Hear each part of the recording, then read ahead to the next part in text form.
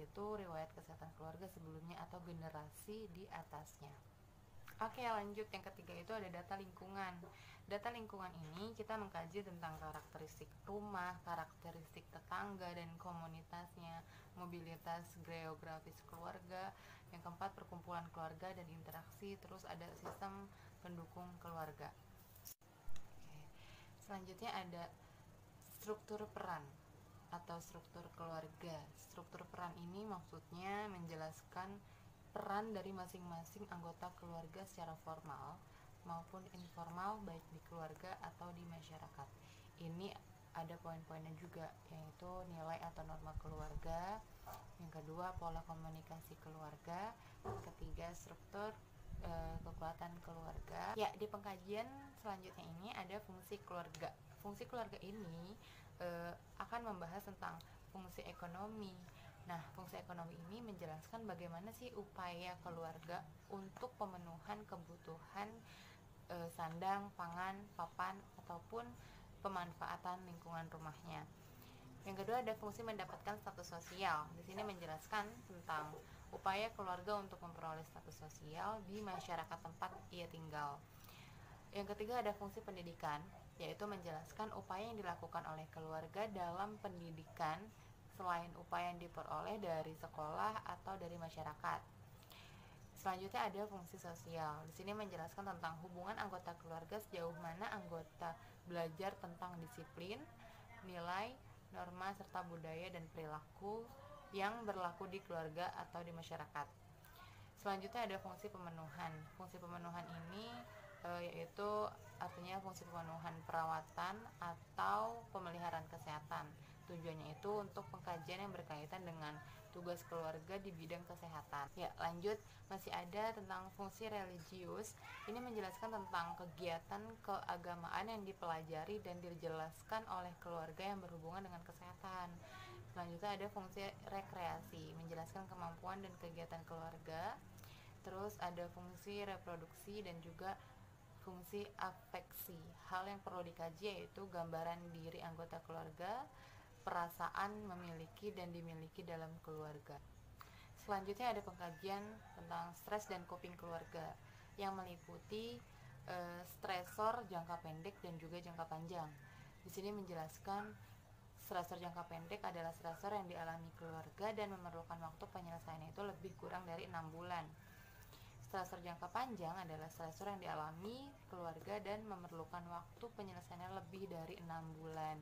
Selanjutnya ada pemeriksaan kesehatan serta mengkaji tentang harapan keluarga. Ya, sampai di sini mudah-mudahan mudah dimengerti ya teman-teman. Jadi itu semua sedikit penjelasan mengenai data umum dari pengkajian keperawatan keluarga.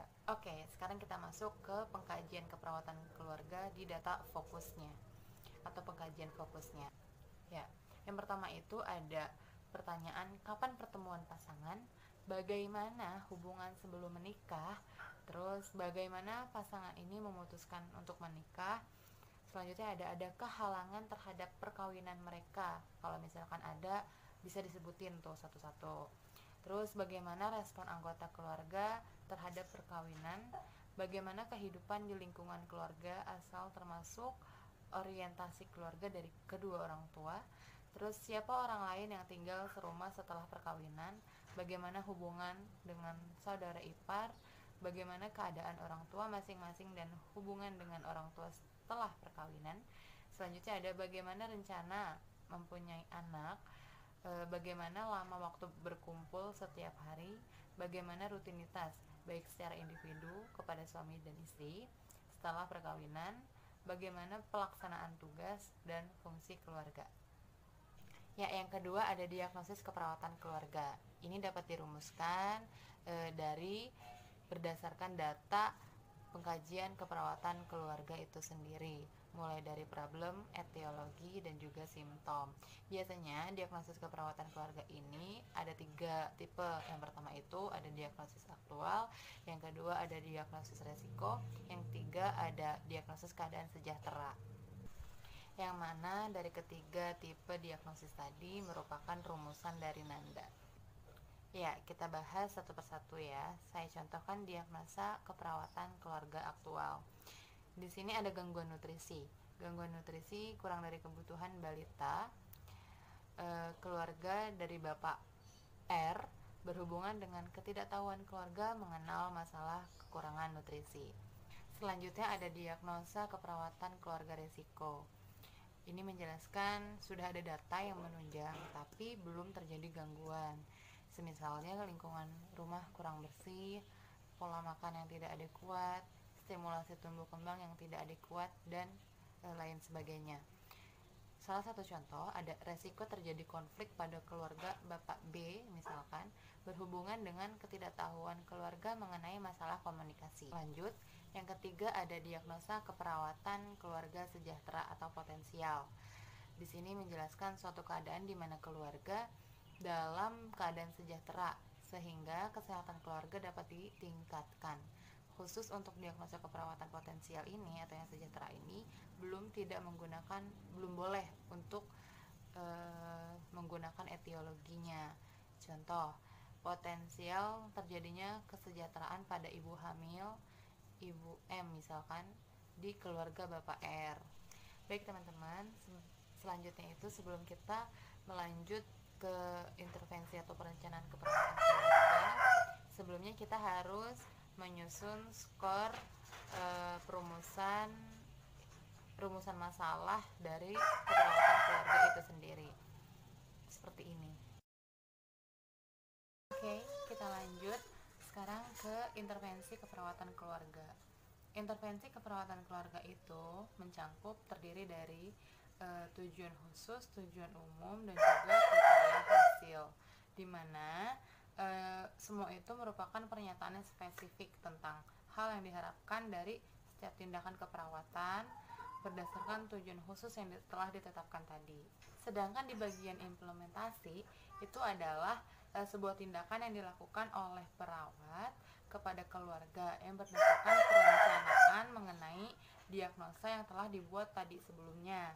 Nah, tindakan keperawatan terhadap keluarga mencakup seperti hal-hal yang pertama, menstimulasi kesadaran atau penerimaan keluarga mengenai suatu masalah dan kebutuhan kesehatan dengan cara contohnya memberikan informasi, mengidentifikasi kebutuhan dan harapan tentang kesehatan itu sendiri.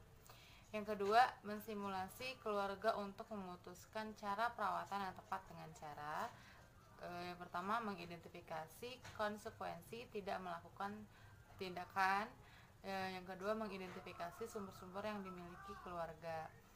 Nah, yang ketiga ini ada memberikan kepercayaan diri dalam merawat anggota keluarga yang sakit dengan cara kita mendemonstrasikan cara perawatannya, menggunakan alat dan fasilitas yang ada di rumah sakit, dan mengawasi keluarga melakukan perawatan tersebut. Selain itu, tindakan yang dapat kita lakukan lainnya itu kita bisa membantu keluarga untuk menemukan cara bagaimana membuat lingkungan itu menjadi sehat. Yang terakhir, kita bisa memotivasi keluarga untuk memanfaatkan fasilitas kesehatan yang ada dengan cara bisa memperkenalkan fasilitas kesehatan yang ada di lingkungan keluarga. Nah, kita juga bisa membantu keluarga untuk menggunakan fasilitas kesehatan yang ada tersebut. Nah, sekarang kita ke bagian asuhan keperawatan keluarga di proses kelima, yaitu evaluasi, di mana suatu rencana tindakan yang telah diberikan dilakukan penilaian untuk menilai suatu keberhasilannya. Bila tidak atau belum berhasil, perlu disusun rencana baru yang sesuai. Semua tindakan keperawatan mungkin tidak dapat dilakukan dalam hanya satu kali kunjungan, tetapi harus berkali-kali kepada keluarga. Untuk itu dapat dilakukan secara bertahap sesuai dengan waktu dan kesediaan dari keluarga tersebut. Nah, dari evaluasi ini sendiri, penyusunannya itu menggunakan SWOT secara operasionalnya. Yang pertama ada subjektif, hal-hal yang dikemukakan oleh keluarga secara subjektif telah dilakukan intervensi keperawatan. Misalnya keluarga mengatakan nyerinya berkurang. Terus objektif, hal-hal yang ditemukan oleh perawat secara objektif setelah dilakukan intervensi keperawatan. Misalnya BB naik 1 kg dalam 1 bulan. Analisa dari hasil yang telah dicapai dengan mengacu kepada tujuan terkait dengan diagnosa keperawatan. Dan yang terakhir ada planning, perencanaan yang akan dapat datang setelah melihat respon dari keluarga pada tahap evaluasi. Tahapan evaluasi dapat dilakukan secara formatif dan sumatif. Evaluasi formatif dilakukan selama proses evaluasi keperawatan, sedangkan evaluasi sumatif adalah evaluasi akhir. Oke teman-teman, mungkin itu saja yang bisa saya jelaskan dan sedikit saya presentasikan pada kesempatan kali ini. Saya pribadi mengakui banyak kekurangannya, karena kelebihannya hanya milik Allah Subhanahu wa Ta'ala. Mohon maaf untuk kita semua. Selebihnya saya kembalikan kepada moderator. Assalamualaikum.